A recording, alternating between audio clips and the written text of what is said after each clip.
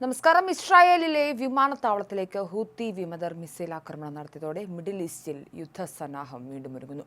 ഗസയിൽ ഹമാസിനെ സർവ്വശക്തിയും ഉപയോഗിച്ച് ഒതുക്കിയപ്പോൾ ഇസ്രായേലിന് ഹൂത്തികളുടെ ഭീഷണിയാണ് ഇപ്പോൾ നിലനിൽക്കുന്നത്. ഇസ്രായേലിന്റെ മിസൈൽ പ്രതിരോധ സംവിധാനങ്ങളെ മറികടന്നെത്തിയ ഹൂത്തി മിസൈൽ വിമാനത്താവളത്തിൽ പതിച്ചത് ഇസ്രായേലിനെ യഥാർത്ഥത്തിൽ ഞെട്ടിച്ചിട്ടുണ്ട്. ആദ്യം പകച്ച ഇസ്രായേൽ കനത്ത തിരിച്ചടിക്കാണ് നിലവിൽ ഒരുങ്ങുന്നത്. ബെൻ ഗുരിയോൺ വിമാനത്താവളത്തിലാണ് മിസൈൽ പതിച്ചത്. യമനിലെ ഹൂത്തി വിമതർക്കുള്ള തിരിച്ചടി ഒന്നിൽ നിൽക്കില്ലെന്നാണ് ഇസ്രായേൽ പ്രധാനമന്ത്രി ബെഞ്ചമിൻ നെതന്യാഹു വാർത്താ സമ്മേളനത്തിലൂടെ വ്യക്തമാക്കിയത്. ഹൂത്തികളുടെ ആക്രമണത്തിനുള്ള മറുപടി ഒറ്റത്തവണ നൽകി അവസാനിപ്പിക്കുന്ന രീതിയിൽ ഉള്ളതാവില്ല, വലിയ പ്രത്യാഘാതമുണ്ടാകും. ഞങ്ങൾ അവർക്കെതിരെ നടപടിയെടുത്തുകൊണ്ടിരിക്കുകയാണ്. നേരത്തെയും ഇത് ചെയ്തിട്ടുണ്ട്, ഇനിയും ചെയ്യും. എല്ലാ വിശദാംശങ്ങളും ഇപ്പോൾ പറയാനാവില്ല. ഞങ്ങൾക്കൊപ്പം ചേർന്ന് യുഎസും അവർക്കെതിരെ നടപടിയെടുക്കുന്നുണ്ട്. തിരിച്ചടി ഒന്നിൽ നിൽക്കില്ല എന്ന് എക്സ് അക്കൗണ്ടിൽ പോസ്റ്റ് ചെയ്ത വീഡിയോയിൽ നെതന്യാഹു പറഞ്ഞു. വ്യോമ പ്രതിരോധ സംവിധാനങ്ങളെ പരാജയപ്പെടുത്തിക്കൊണ്ടാണ് യമനിൽ നിന്നും ഹൂത്തി വിമതർ ഉപേക്ഷിച്ച ബാലിസ്റ്റിക് മിസൈൽ ഇസ്രായേലിലെ സുരക്ഷാ പ്രാധാന്യമുള്ള മേഖലയിൽ പതിച്ചത്.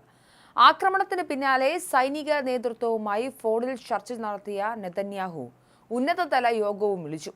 ഇതിന് പിന്നാലെയാണ് സാമൂഹിക മാധ്യമങ്ങളിലൂടെ നെതന്യാഹു വീഡിയോ സന്ദേശം പങ്കുവച്ചത്.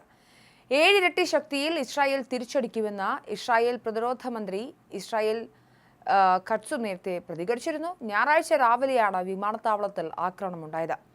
ബെൻ ഗുറിയോൺ വിമാനത്താവളത്തിന്റെ 3-ാം ടെർമിനലിൽ 75 മീറ്റർ മാത്രം അകലെയാണ് മിസൈൽ പതിച്ചത്.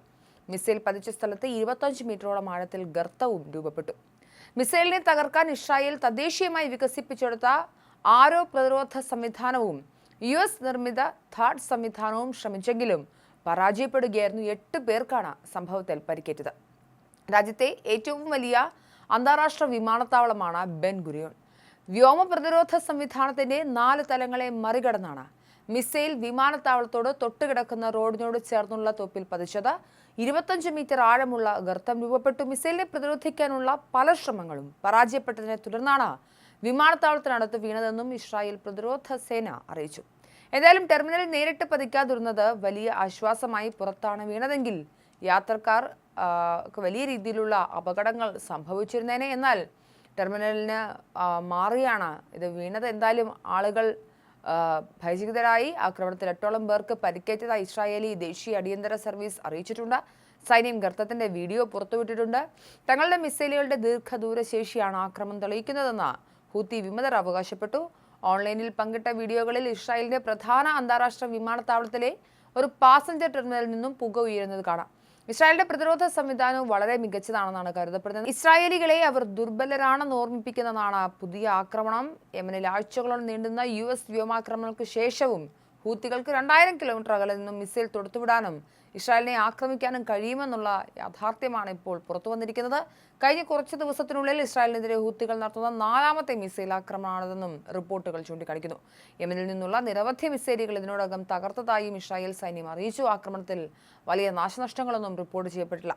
വിമാനത്താവളം 1 മണിക്കൂറോളം അടച്ചിട്ടു. അതേസമയം മിസൈൽ ആക്രമണത്തിന്റെ പശ്ചാത്തലത്തിൽ ജർമ്മൻ, സ്പാനിഷ് വിമാന കമ്പനികൾ ടെൽ അവീവിലേക്കുള്ള വിമാനങ്ങളും റദ്ദാക്കിയിട്ടുണ്ടായിരുന്നു.